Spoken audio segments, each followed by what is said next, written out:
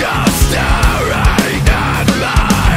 I'm trying so hard to make sense of this. Tidal waves, all of my thoughts are washed away again.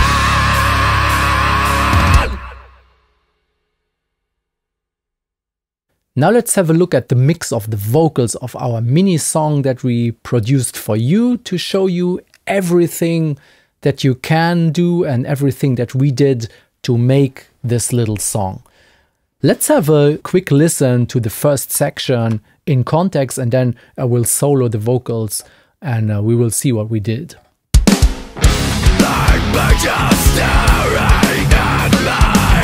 I'm trying so hard to make sense of this.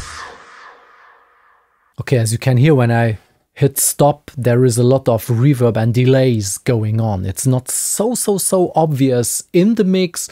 I like to have screaming vocals appear as if they are in your face, so that you have all the aggression and the attitude, like the singer just shouting at you, and while still having like a space around the vocals so that they are not jumping out of the speaker, the vocals, but they are still somewhat connected to the rest of the band and still sitting in the room.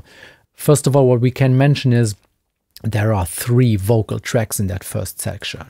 There is the main vocal that is sitting in the center, and then there are 2 doubles that are extra takes, but they are much softer in volume and they are hard panned left-right. This is just to make the main vocal sound a little bit bigger. Like picture staring at me. I'm trying so hard to make sense of this.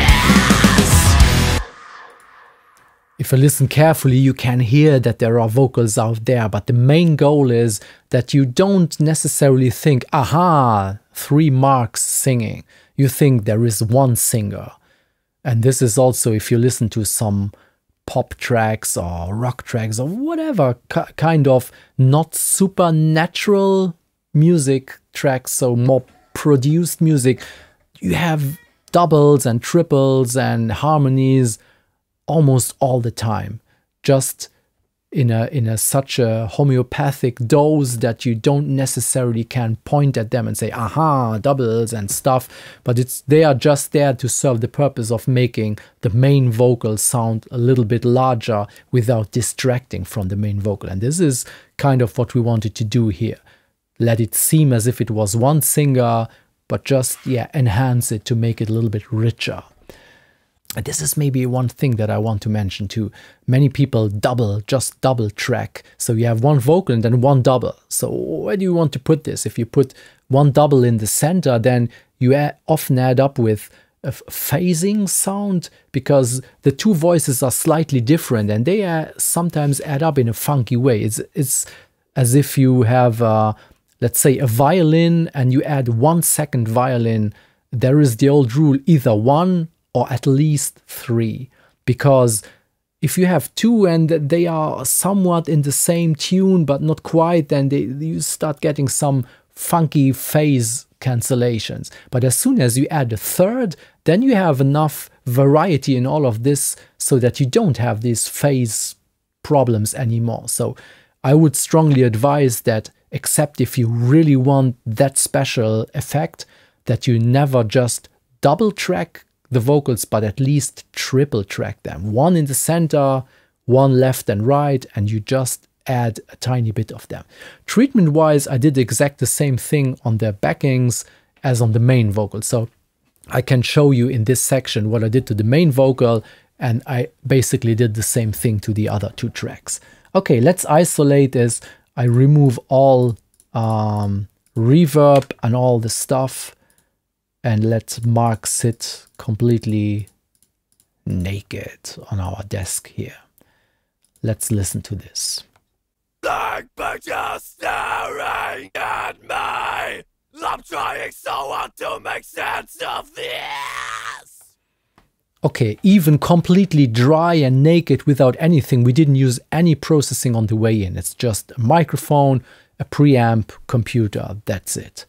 So what we can hear is, and this is important, the essence of the attitude of the vocal is already there. We don't need saturation or distortion or anything to get the aggression. The aggression is there from the source. The attitude is there from the source. We have all the ingredients, now we just need to put it in a nice box and present it in a nice way. So, what's the first thing that we did? Some EQ. Let's see what this does.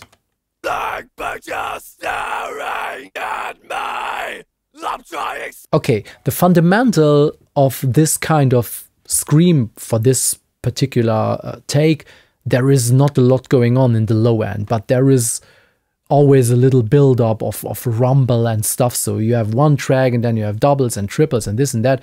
I like to clean up all the stuff that is not needed, to keep the low end as clean as possible for the instruments that need this space. Bass drum and bass.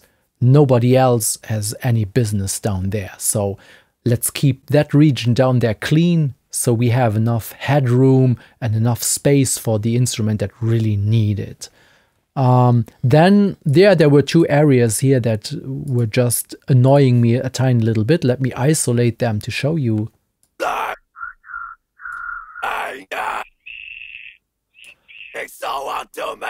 Yeah, this kind of singing produces a lot of overtones, which gives us the richness in the sound, but here there were just two areas that were resonating a little bit too much, and I just tamed them a little bit to remove them a little bit and make the overall response a little bit flatter than it was before.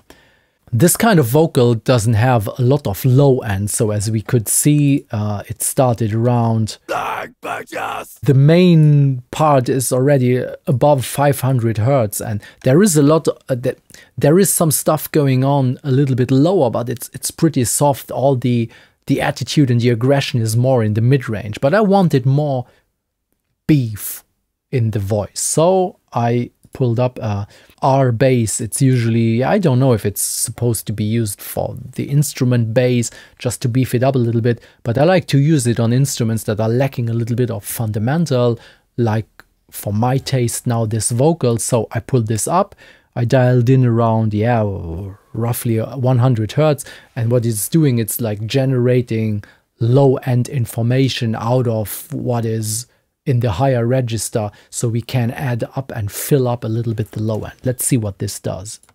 Black picture staring at me. I'm trying so hard to make sense of this. Yeah, can you hear this? You really get some information that has not been there before. It's different than just EQing something in. It's generating something that has not been there before. Now let's see, another EQ. I wanted some fundamental range, but this plugin before, it just added something way lower than we actually needed. So I cut off what we didn't want from this, a little bit like this Pultec thing where you boost one region and then clean up the surroundings to just keep what you actually really wanted. And then removing a little bit more resonance that was just a little bit more than I felt was necessary in the context of the song. Black picture staring at me. I'm trying so hard to make sense of this. Yeah, the little boost again around the fundamental of this voice. And here, what did I remove here? Black picture staring. I'm trying so hard to make sense of this. No real dramatic changes, but to my ear it sounds as if the voice was getting more controlled and as if it was a little bit drier. Just not so resonating, but more focused somehow. Okay, next, good old split EQ to remove more of those resonances, but without just removing the frequency completely. I was mainly focused on getting the resonating part a little bit less, so the sustainy part. I don't want those frequencies to be completely away, but just maybe shorter and drier sounding.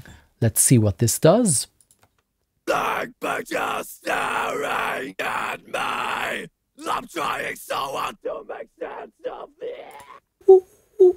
This is this kind of frequency range that was just ringing a little bit longer than I wanted it to be. So I wanted to keep the sound of this woo woo woo, but just not ringing as long. So by removing only the sustain part, we just cleaned it up a tiny little bit more.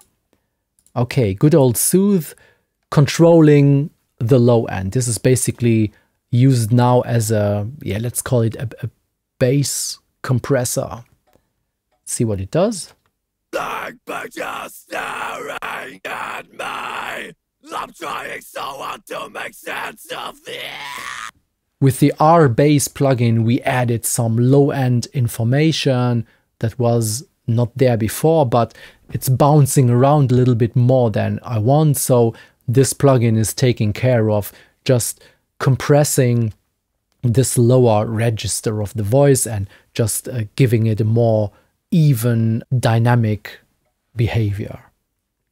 Next is some Saturn, some saturation. Let's see what this does. Black pictures staring at me. I'm trying so hard to make sense of it. Yeah, we have a good quality of raw sound, and we are going to fill all the voids that are in this sonic field by adding saturation and making it the same but richer, just filling up the voids, making it more in your face, more grippy, just more solid sounding. Next, a little more saturation. Black pictures staring at me.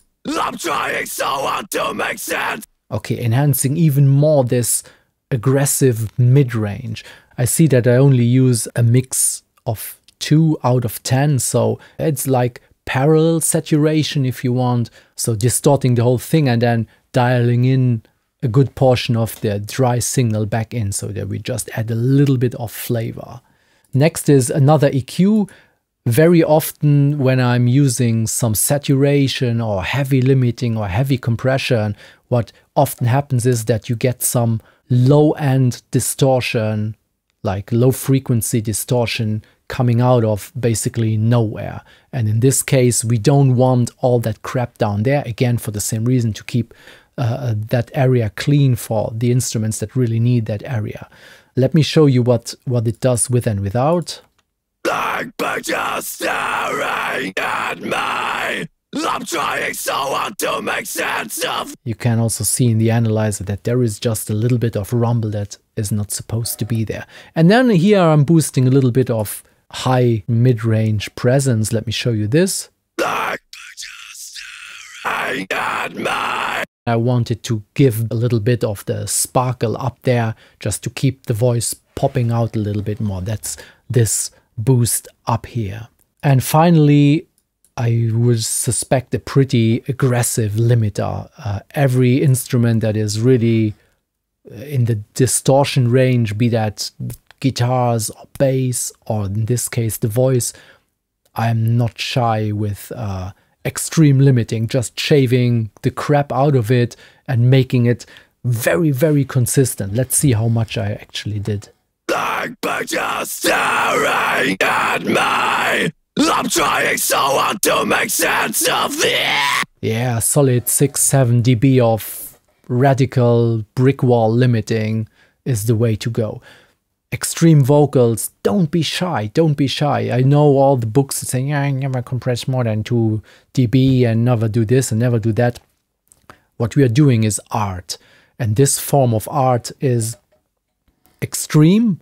It's extreme music, and you can go really heavy and extreme with your treatment. Whatever sounds right, just do it. And if it's shaving off like a 20 dB with a limiter, for God's sake, if it sounds nice, then just do it.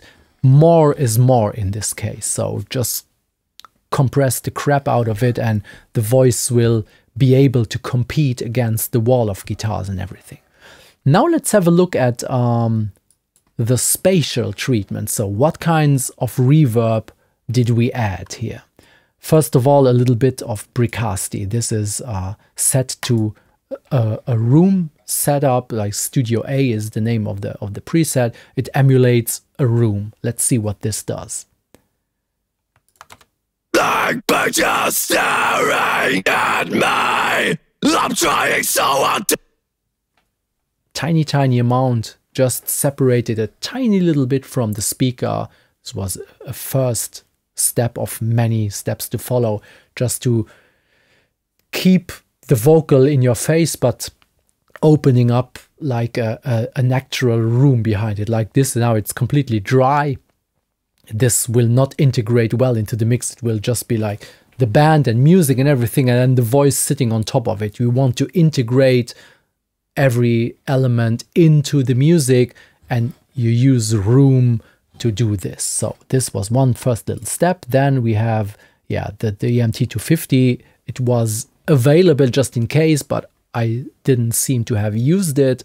I already maybe mentioned that I always prepare all the effect returns, so I have rooms and halls and delays and blah, blah, blah, blah, blah, just in case I need them, and the sends are already there. So if I feel like, oh, let me try this, it's already available. But sometimes I just don't use them. Like in this case, no actual reverb is used on this track, just first a little bit of room, and now this send is set to 0, so nothing going on here.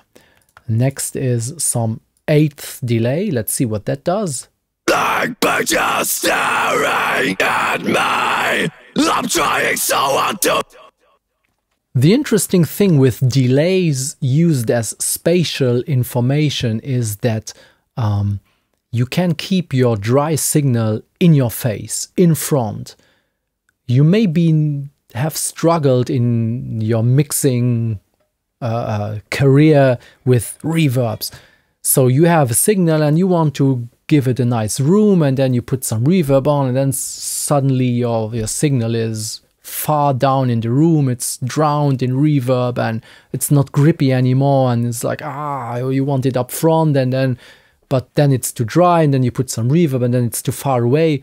Well, maybe use a combination of reverb and delays. You can, I know that I had a phase where I said, okay, I'm going to use only delays, no reverb at all. You can perfectly mix a lot of music, especially dance music, not dance music, but dense, high density music, with only using delays. If you listen to it again, you can hear that the voice is in your face and the room is opening behind the voice. It's not pulling the voice into the room, but it's just opening up a room behind. Check it out. Blank pictures staring at me. If you are using reverb, you can achieve a similar thing with adding a lot of pre-delay to the actual reverb tail, so that it's not direct signal and immediately reverb at the same time, but direct signal, wait 50, 100, 150 milliseconds, and then the reverb tail comes, so that you have a separation of the dry and the affected signal. What this basically does is, if you imagine that you are standing as a listener in, let's say, a really big room, and then you have like a singer that is standing in front of you, let's say 2 meters in front of you. So what is going to happen? He's going to say something or sing something. The first that you hear is the voice directly. Then his voice is traveling towards the walls and coming back at your ears. This is then reflections and reverb and all that stuff. And if you are in a big room, then his voice will be quicker in your ears than the reflections will be. There will be a time delay. And this is what we are emulating here. So if he is close to you and the walls are far away, you have the dry signal first, and the answer of the room is coming much later, even much more later if the room is much bigger, because the walls are further away and the sound just isn't that fast. It just needs time to travel. The opposite, if the singer is not like 2 meters away from you, but let's say 30 meters, then what happens is that the direct voice is coming at you almost at the same time as the reflections, because his voice needs a lot of time to travel to your ears, and the reflections are not as far away in perspective as they were before. So this gives you the impression that something is far away if direct source and reverb arrives at your ears at the same time, or more or less at the same time. So the way to keep a signal up front and the room behind is separate them time-wise. That's all. And a delay is a great way to do exactly this. Okay, next is, I call this breit, which means like large. This is our doubler plugin. So one side of that effect is pitching down the signal, the other side is pitched up, and then a very, very tiny delay, which gives you the impression of kind of a double-tracked vocal. Let me mute all the other effects and just show you what this this enlarging thing is doing. Like pictures staring at me, I'm trying so hard to make sense of this. This is something that I use just in tiny doses, because if you put too much, then it's getting robotic and it sounds a little bit fake. It's as I also always try to explain, is like using these effects as you use a spice while cooking.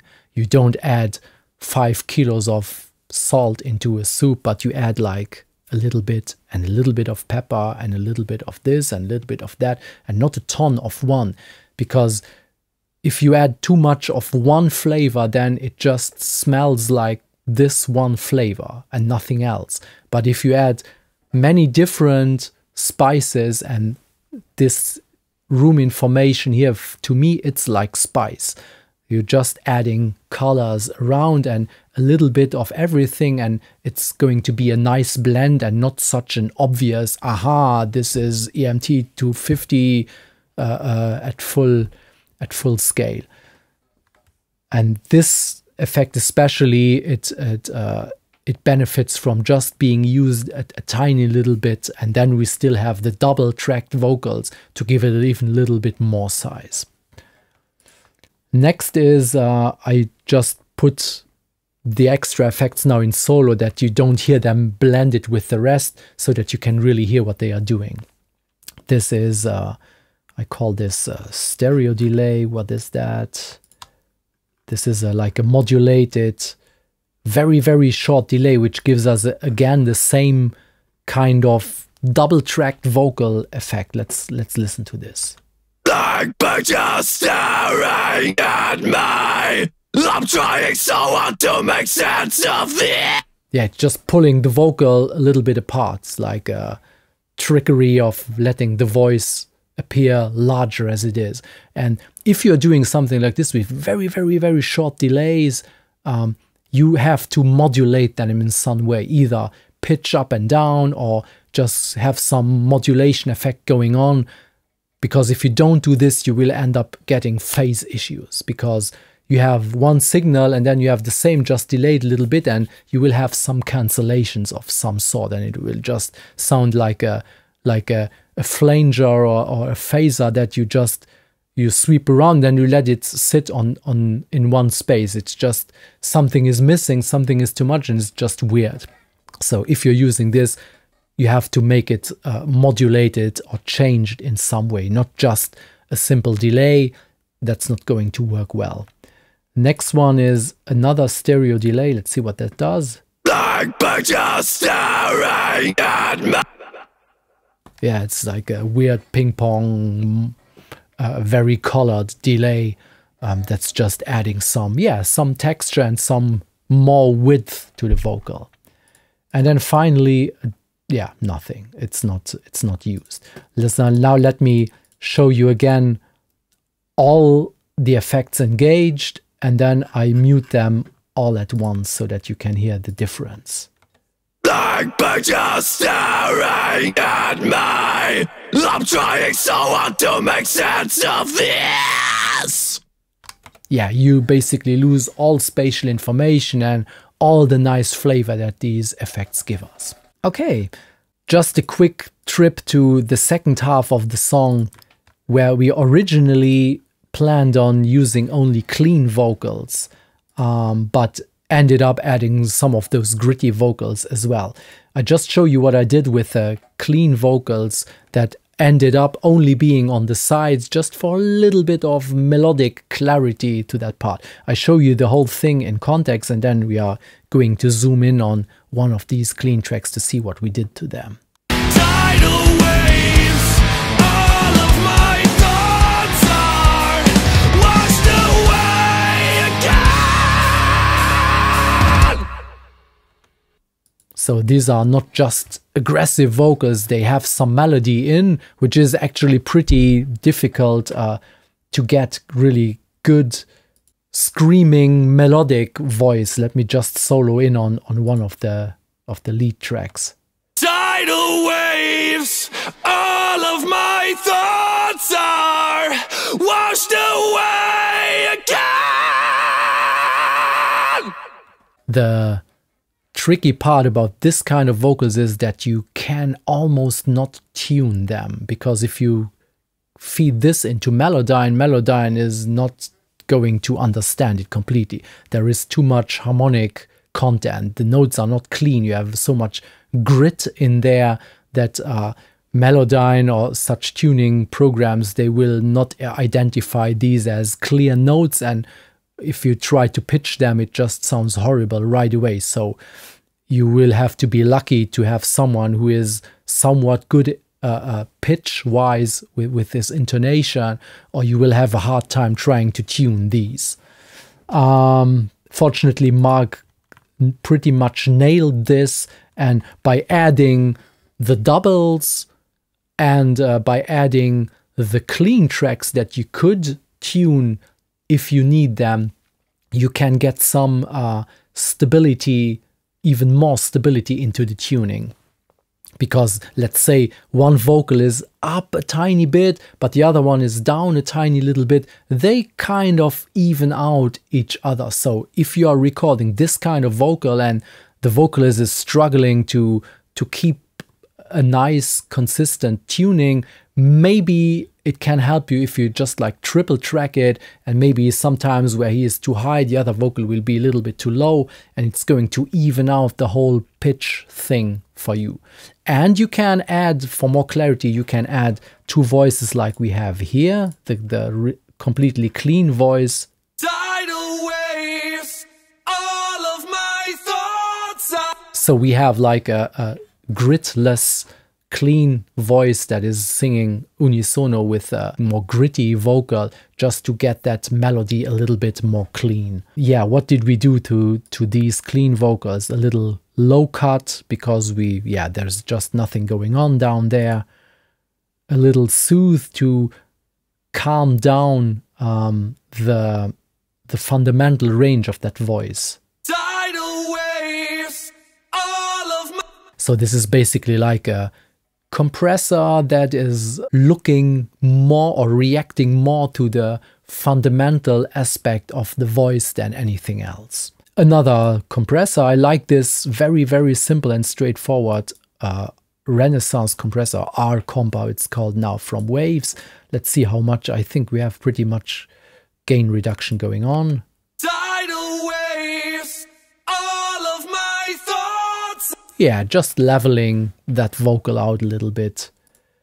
Some Saturn, again some saturation to first of all get a little bit more character out of the voice, and then saturation also is compression in some way, just again compacting and leveling out those voices. Let's see. Tidal waves, all of my thoughts are washed away. It's just adding some density and consistency to the voice.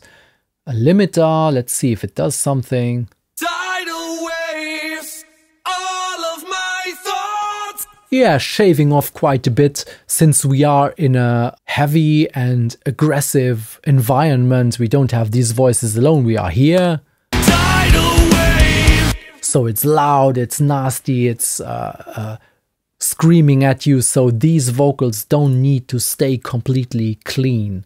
And even if they were alone, they would not need to be completely clean. Sometimes you would be surprised how much dirt is in individual tracks, and you don't really notice it in the context because all the dirt aspects are a little bit covered by the guitars, by all the rest. But if you would remove all that dirt, then just the voice would disappear. You need all these components, all that grit, all that sand in between the rocks to have this voice be consistent and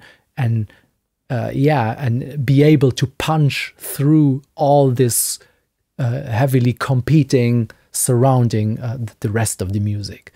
And I suspect that the last EQ will be at least a low cut because, as I mentioned before, the heavy limiting will introduce some low end distortion. It just does, and most of the time when I'm applying heavy limiting like this, I will clean up a little bit. So let's see if I'm right. Yeah, so mainly cleaning up this low end. Tidalwave! Here you can see there is content down there that has just been caused by this heavy limiting. And then here, yeah, just a little corrective EQ, nothing major going on. That's it treatment-wise. Yeah, these backing vocals, they only have a little bit of room, a tiny bit of reverb, and a tiny bit of eighth delay. So not so much blooming reverb and delay stuff. There is already so much going on the other tracks that you don't need to process all these stacked tracks in the same way. If you already have enough room information on some of the tracks, you can leave some of the others even completely dry. You just have to check it out in relation. And I know that I first planned on not using those clean tracks at all. So everything was already there. And I thought, oh, what the heck, maybe I try and sneak them in on the sides a little bit for a little bit more clarity of the melody. And yeah, there was not a lot of need for more reverb than this tiny little bit that I added on top of here.